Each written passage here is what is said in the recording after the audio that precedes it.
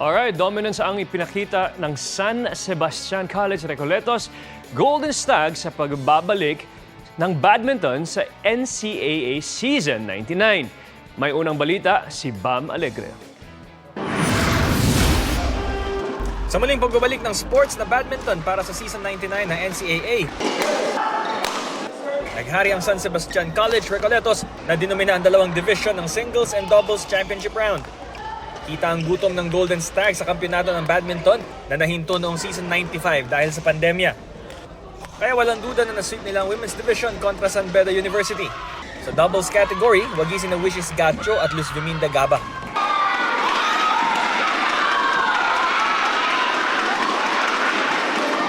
Nanaig naman sa singles si Nenya Solinap na hinirang ding MVP ng division.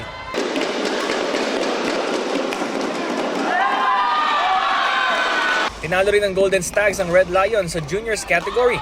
Wagi sa doubles ang tandem ni Gif Linaban at Mark Anthony Bernal, habang si Seth Kiambao naman ang nanalo sa singles na hinirang din na MVP.